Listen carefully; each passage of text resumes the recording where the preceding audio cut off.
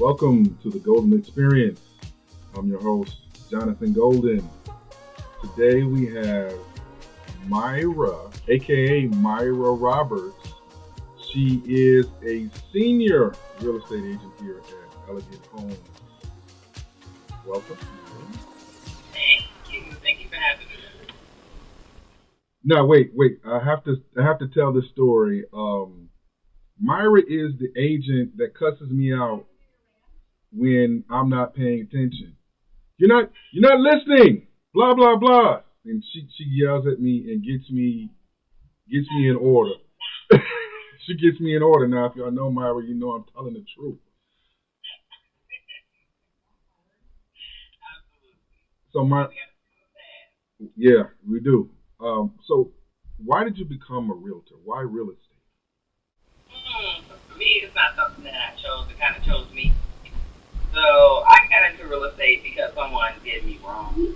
They pretty much, we went to go buy a house. They were supposed to make it over. Long story short, they did not remodel it like they were supposed to do, and we ended up with a house that had a lot of issues in it, like the plumbing was backing up.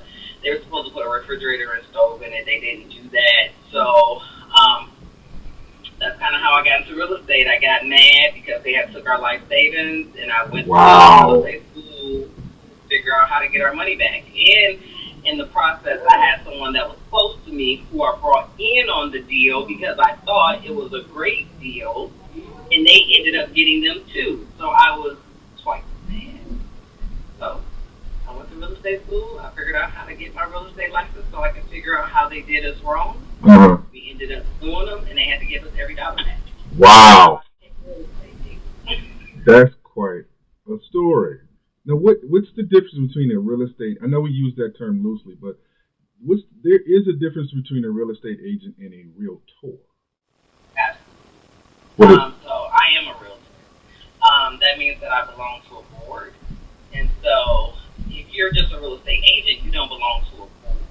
So you have to practice law, but you don't necessarily have to follow ethics as closely as I do. I have to follow ethics, which means that I could do something and it may be lawful, but if it's not ethical, there's a problem with that. Yeah, you're held to a standard by the association of the board, right? How did being a realtor, other than the story you just told us, help your family, your friends, and people in your neighborhood? Oh my goodness. Take as much time as you can. We need to hear this. Go ahead. I'm sorry. I said take as much time as you can. We kind of need to hear this. Oh, okay. It has helped me in ways that I can't even begin to understand. So I understand investing now. Mm-hmm. I understand the power of owning your own home, and I promote that everywhere I go. Because a lot of people who look like me, who act like me, who talk like me, don't know anything about owning their own home. Mm-hmm. And it hurts me because as a realtor, I've come to discover the power in ownership. Yes. And it made me understand, how can I put it, how many more choices you have when you own something. Right. Okay? So for me, I have helped a lot of members in my family sell their homes. I have helped them purchase homes. I have members in my family who came to me and told me they didn't think that they would be able to purchase a home. I have linked them to a program called Myra, which is a down payment assistance program that sometimes I would teach the classes for. Oh, really? I have helped them get into that program, which helps them with the down payment assistance so that way they can get into a home. I'm teaching my family members about the power of selling your home within a certain time frame to make the most money off of that home. Mm-hmm. I'm teaching them about investing in real estate to be able to build your portfolio so that you can have like rentals, or you can fix and flip, or you can wholesale. There are just so many different avenues of real estate that I have been trying to teach them. They're probably tired of hearing from me. Well, real estate is the only investment with the word real in it. If you invest in a stock, that's just an electronic thing on a paper. You can't touch the corporation or the company. But real estate, you can touch that. You can see that. You can smell that. You can feel that. and land never loses value. So it's funny that you say you try to help some of your family members understand the value of owning. I have a renter that makes about $5,000 a month, and she's trying to rent these properties, and rental is competitive too, and I'm like, baby, you making too much money. You need to be buying. Quit with this rental stuff. You have to. It's like coaching people to go to the next level financially with their money. She makes too much money. And why are you renting these 850, 950, and giving your money away when you could be investing that into your own property, into something that you have equity and you can own, and you can touch instead of paying somebody else's bills. Absolutely. And best way to put it is, are you going to fulfill your own dream or someone else's dream? Right.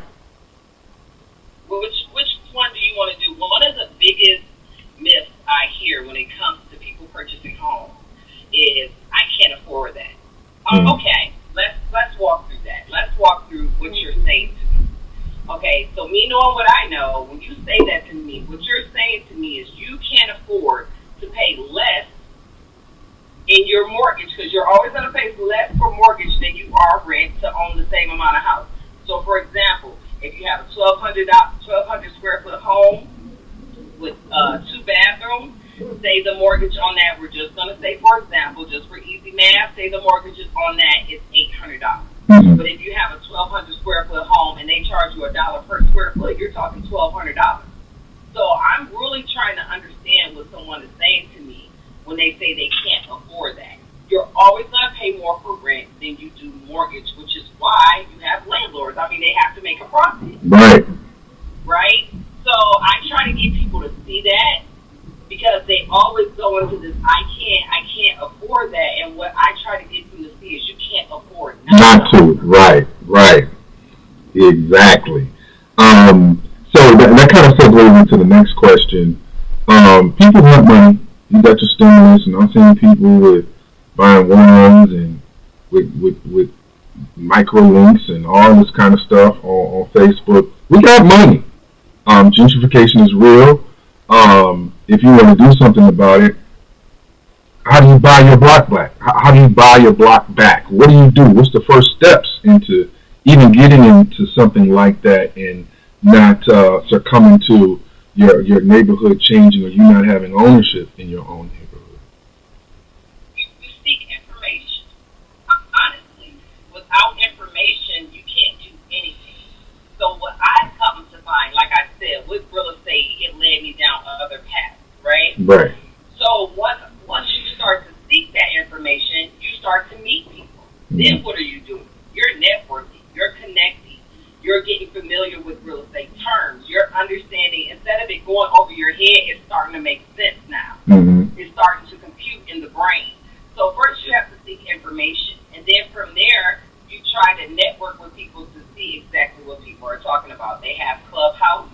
They have Facebook that has groups on there that you can connect with different people who have the same interests as you, or different people who are just trying to learn something like you are, right? Mm-hmm. And you connect with these groups and these people, and from there that leads you to how you are going to go about trying to buy your block. It's not something that we can just do. Mm-hmm. You can't just say, oh, I want to buy the block and it's going to happen. It's something that we have to find out about, we have to network about, and then we have to collaborate. We have to work together in order for you to get a bigger project. Right? So I personally, that's something that I would love to do. I'm working towards that in my real estate career. I am an investor. Mm-hmm. So that's something that I am working on. Not to say that I am a developer at this point in my career, but that is something that I'm working towards. So I think that it's a wonderful thing for us to just educate communities about home ownership, and then educate them about the privileges and the perks that come along with owning real estate. Yeah, right.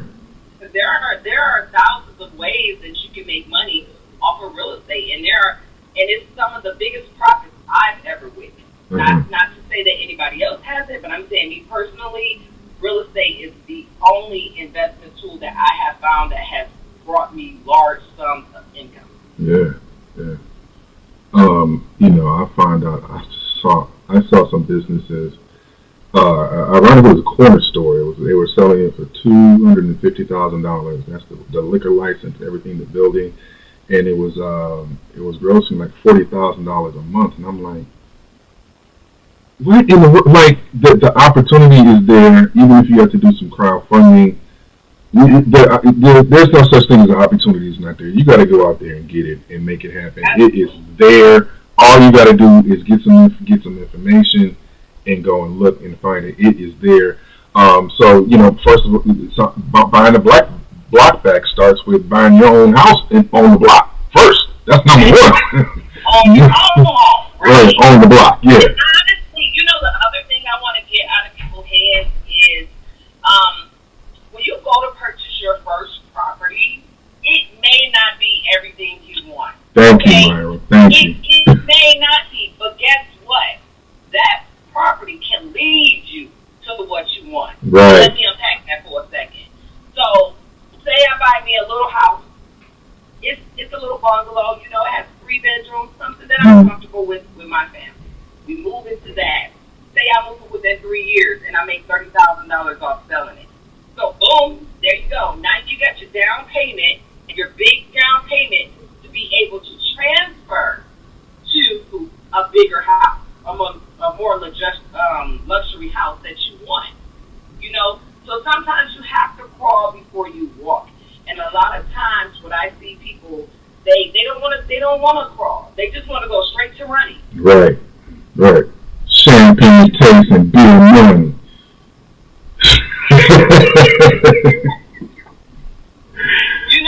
We all want the shiny object. Right. We're all guilty of that, which is how jewelry companies, shoe companies, right. all these different materialistic companies, they get us because as a people, we love to look nice, we love to do what we do, and that's absolutely fine because, honey, I like my nice things too. Mm-hmm. But what I have learned is I cannot have those things if I don't have my money out there working for me. And the only way my money can work for me is for me to invest. That's right. You got anything else you want to say in closing to just people as far as anything else as far as investing, buying your own home? What about the mentality of taking your time. You may not get the luxury home at once, but you can roll it over into something bigger. Just what else would you advise people as far as that's concerned? Everything is mindset. Before I got into real estate, you could have never told me that I would be able to work for myself, leave my full-time job, be able to provide for myself, my family, and I have actually been able to do some things that I never thought I could do, like buy a vacation home. Okay? Not everyone can say, I'm not bragging, I'm simply just saying that not everyone can say that they own a vacation home. No, they can't. And that was such a blessing to me. You don't know, I screamed and I cried and I jumped and I was just so thankful because it's something I always dreamed about, but I didn't necessarily know if I was going to get there or not. But I did, and my family did. Me and my husband, we have pushed, we have worked, and it's paying off. And we own our own companies. We're working for ourselves. We're out here providing for our families on our own. So my thing is this. First, me, it's always God first. That's me. Other people may have their beliefs, and I respect that. But for me and my family, I have to be spiritually grounded, which means that God comes first. Right. I pray, I ask Him for it, and then I work. You can't just think it's going to come without any work and sacrifice. Right. You got to bless something to bless. Right? No bust, no mess. So for me, my thing is this. Get right with your spiritual being. You understand what I'm saying? Get that first. Work on it. Even when you fall and you bust your face and it hurts, Lord knows I've fallen plenty of times in my life. But I always, and I mean always, I get back up. Yeah. And that's me. Get back up. Right. That's definitely an example with you and your husband about building, not just building a family, and then building a business and empire off of that family. Myra, I thank you for joining the show. It was a pleasure. I look forward to seeing you in office tomorrow. This has been another show of the Golden Experience with Myra Roberts. Again, the show has been sponsored by Blind Line. Check out Blind Line Apparel on Instagram. This is the Zion shirt from Blind Line. The hoodie.